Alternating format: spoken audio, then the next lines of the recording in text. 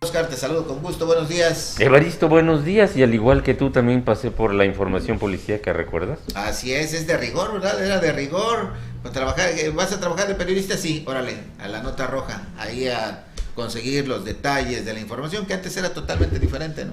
Pues sí, ahora ya no No había boletines. ya no se reportea, ahora ser reportero de nota roja Así es es. recibir los boletines de No, pero sí prensa se y escribir. reportea. Sabemos que ahora la gente va a los ahora es diferente. Ahora van a los levantamientos, transmisiones en vivo, fotos ahí. Los policías te pasan los datos, vas, tomas fotos, en fin, es totalmente diferente este asunto de la seguridad y justicia, el reporteo de esta fuente. Oscar, preguntaba Julia, ay, ¿sientes ambiente navideño? ¿Tú cómo lo ves? Ya se está movilizando mucha gente, ¿no? Fíjate que sí, pero en muchos lugares ya están las señales de... Hay gente que ya puso su arbolito, cuando todavía Sí, falta un sí. montón, pero cuando tú vas a los mercados públicos, sí ya están en lo que llamamos las zonas de venta de tradiciones, pero en los grandes supermercados, las grandes superficies también se ve, pero no hay tanta mercancía.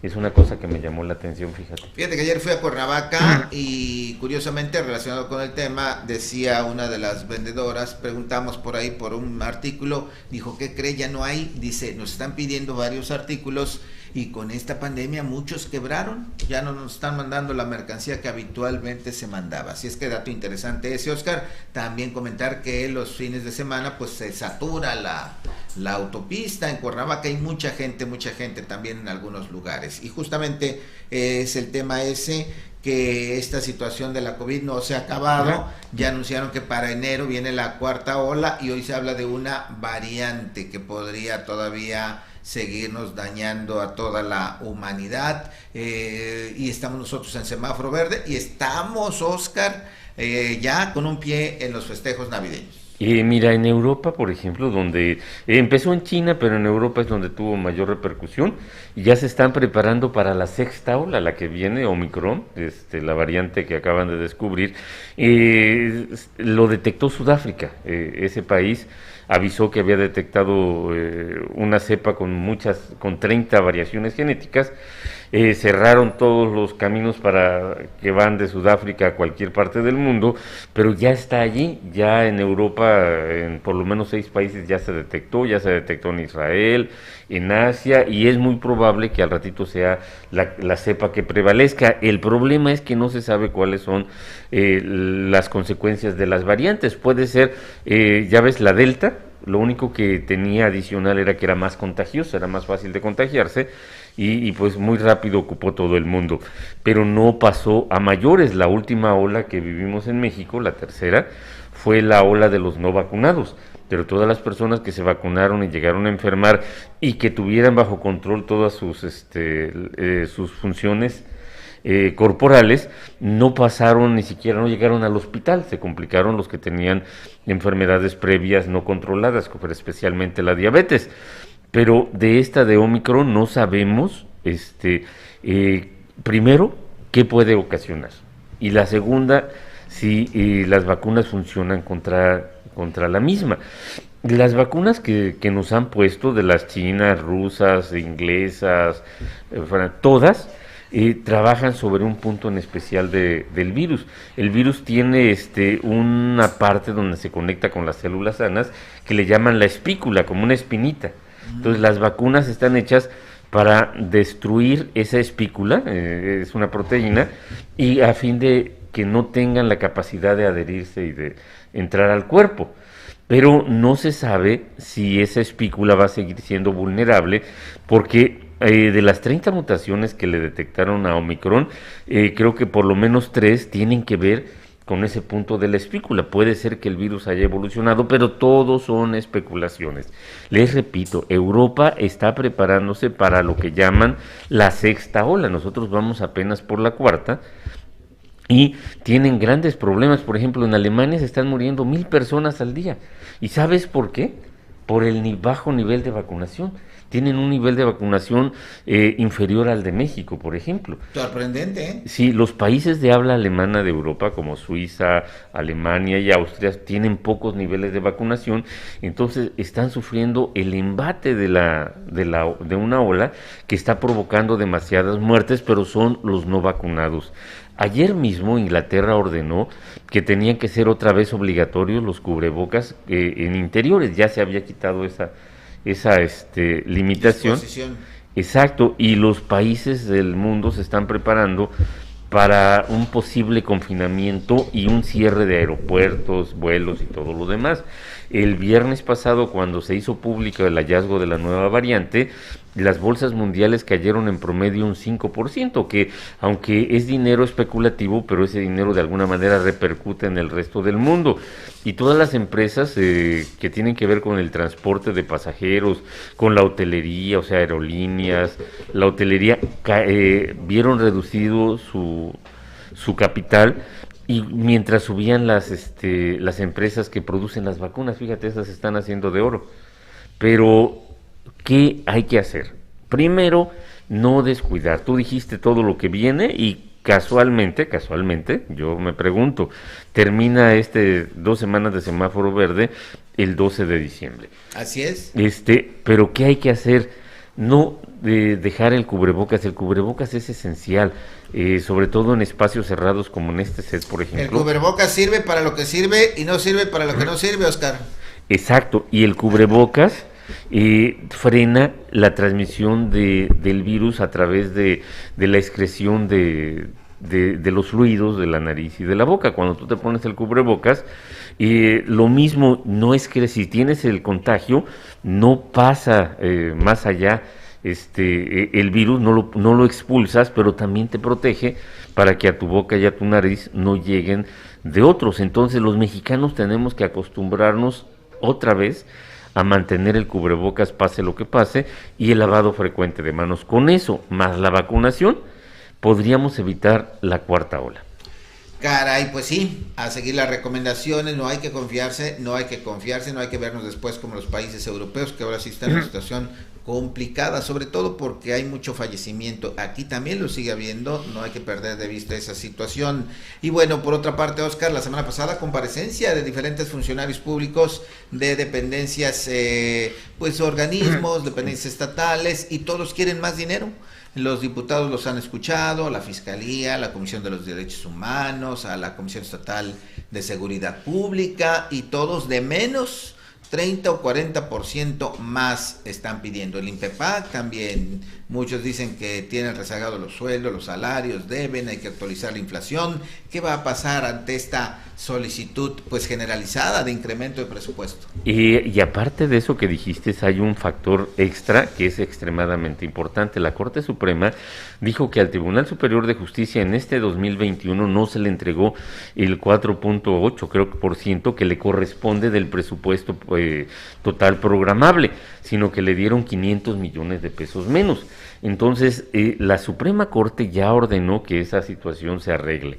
Y aparte de eso significa que en el año 2022 el Tribunal Superior, el Poder Judicial tiene que recibir el porcentaje que le corresponde, y estamos hablando de que son, no recuerdo si son 500 o 1,000 millones más de lo que le habían programado. Imagínate. Entonces, eso ya descuadró las cuentas.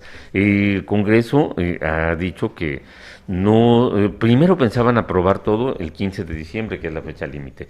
Sin embargo, ahora admiten que tienen que reasignar, porque no estamos hablando de que sea una recomendación, una petición, un ruego, sino que es una disposición que debe de acatarse, que viene de la Suprema Corte de Justicia. Yo creo que como una indirecta, y acaban de multar al presidente del Congreso, Sánchez Zavala, se apellida Eric Sánchez Zavala, por el incumplimiento de una disposición del Poder Judicial Federal. Se refiere a una cuestión de la Ley de Transparencia, que quizá no pueda parecer tan relevante, y no le tocaba a él cumplirlo, sino a la legislatura anterior, pero la actual pidió tiempo porque acababan de llegar, por esto, por lo otro, y no cumplieron.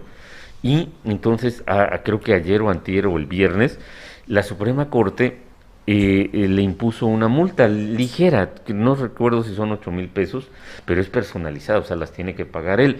Y le dio 3 días para dar cumplimiento a esto, porque estamos hablando que la Corte podría destituir a quien no... Presidente del Congreso. Sí, exacto. Y eso es una indirecta de que quiere decir que las órdenes perdón, las sentencias de la Suprema Corte deben acatarse sí o sí. Entonces eso acaba de desestructurar el reparto del dinero. Pero hay una cosa más, el gobierno del estado está cerrando con un déficit Uy. de 800 millones Uy. y el gobierno el Ejecutivo, el Poder Ejecutivo ha dicho que espera que el gobierno federal contribuya para cerrar el año sin ese déficit. Entonces, déficit más lo de la Suprema Corte, por ejemplo, en contrapartida, la universidad, que tiene un déficit estructural desde hace más de 8 años, dice que con que se le asignara el 3.5% del presupuesto total programable, terminaría con todos sus problemas, pero no se le puede asignar esa cantidad porque no hay dinero.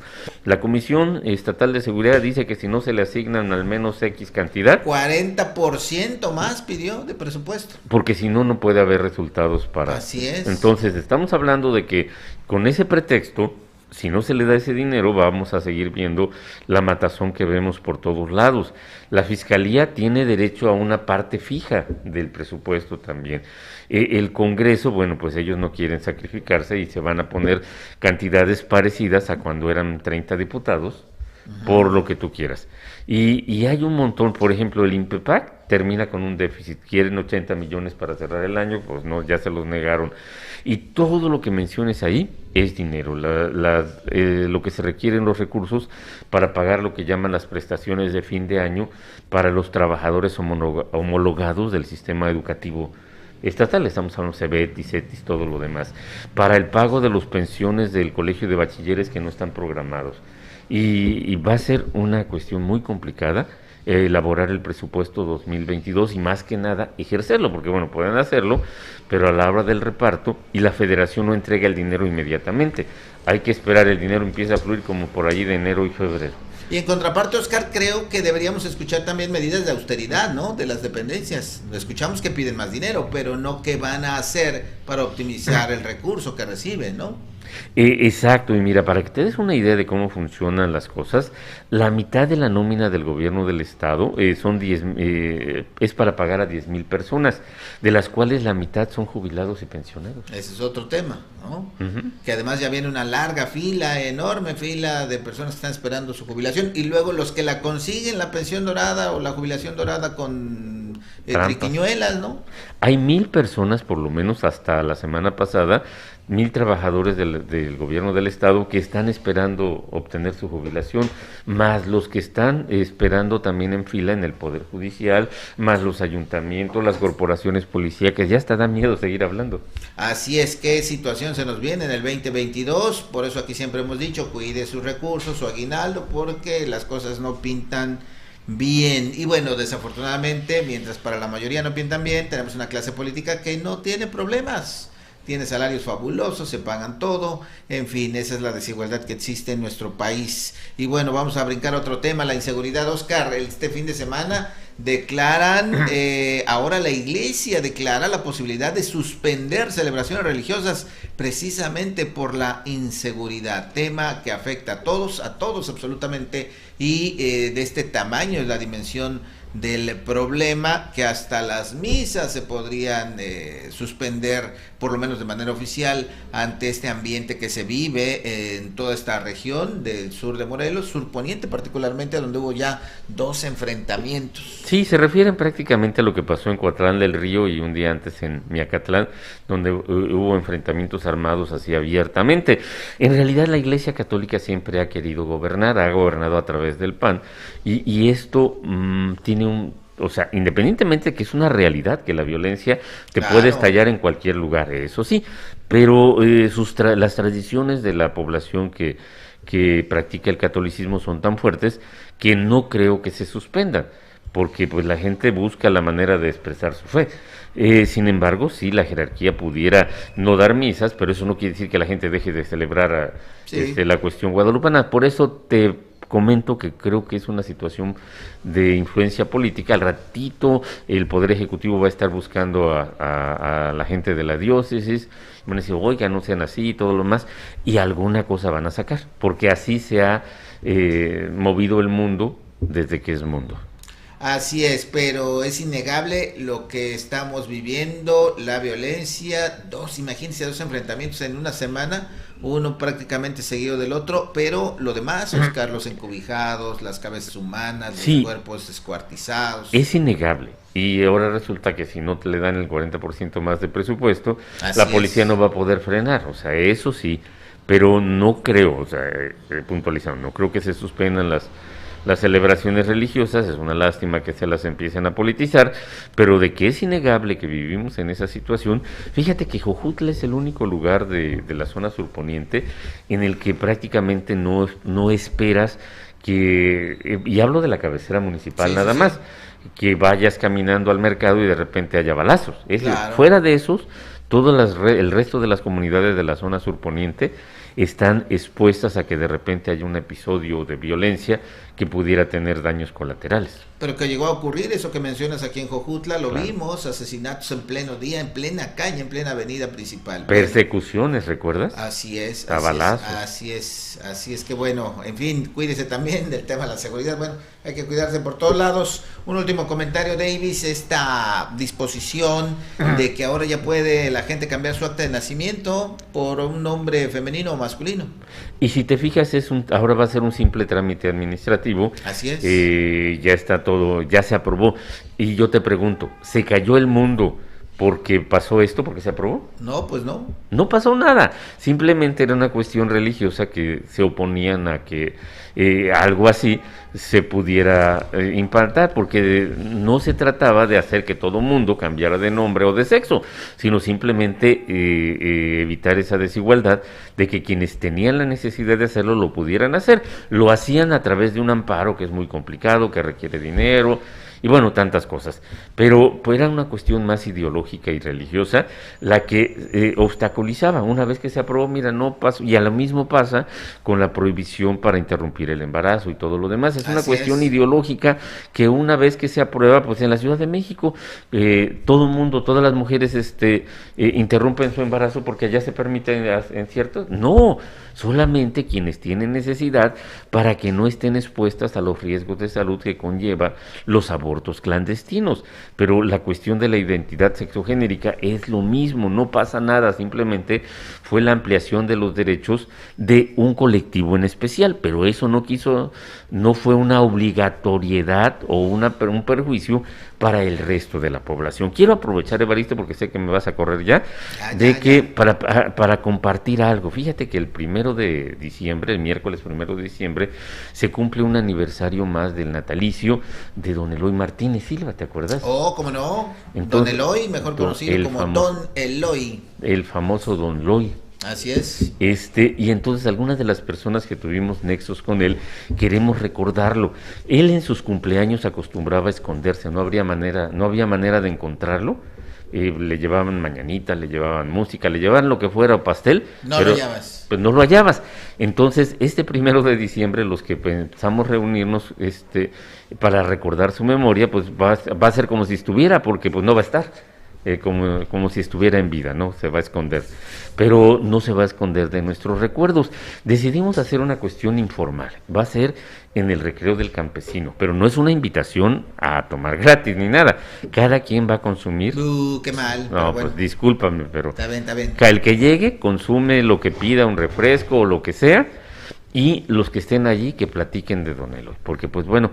¿El 1 de diciembre? El miércoles ¿A primero qué de hora? diciembre a partir de las 3 de la tarde. Perfecto. ¿Habrá un programa o cómo se vayan dando las cosas? Como se vayan dando las cosas, porque es una cuestión espontánea, el que quiera llegar, el que quiera platicar. Si llegamos 2, pues nosotros lo vamos a recordar. Si no llegan más que, bueno, no creo que lleguen menos de 2. Si somos muchísimos, pues bueno, el recreo del claro. campesino, me imagino que tiene la capacidad para atender multitudes. Y qué interesante este debate, esta plática, ¿no?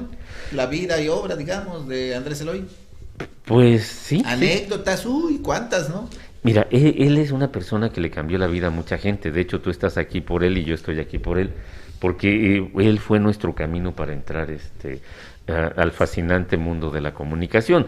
No nos dieron todos los detalles de que aquí sí se sufre, pero pues si hubiéramos sabido, yo creo que también nos hubiéramos metido en lo que somos. Tú tuviste un paso muy corto con él, en mi caso pues fueron de años y después se convirtió en una amistad. Y así como yo, hay muchas personas que lo extrañamos y pues vamos a hablar de esa nostalgia de que ya no está por acá. Claro que sí, hombre preparado, lúcido, que abrió mucho camino, que hizo una nueva forma de periodismo radiofónico, así es que los que deseen asistir, ya hay algunos que hayan confirmado. Ya algunas personas están Sí. anotadas del primer círculo de él, ¿te acuerdas que Ajá. él tenía un grupo de amigos incondicionales? Y algunos de los que sobreviven ya están anotados. Dijeron, vamos, vamos, órale. Vamos. Entonces todo el mundo está invitado viernes no, es Miércoles a las 3 de la tarde. 1 de diciembre, En 3 de la el tarde, recreo en del el campesino, recreo del pero campesino. no vaya a pasar como con las rifas de ¿De lo qué? de esto del ballet, Ah, que la gente cree que se van a rifar los boletos por rifarlos, sino que hay que dar el juguete. También aquí no es invitación para llegar a lleve para su disfrutar. consumo o haga la coopera ahí entre todos y bueno, todos disfrutan más que nada de este encuentro y de este recuerdo, ¿no? Que es importante el legado que deja Andrés Eloy, la visión que tenía, en fin, así es que bueno, pues gracias Oscar por la invitación, a ver si también nos sumamos a esta reunión. Pues gracias. No, al contrario, gracias a ti y a Cadena Sur.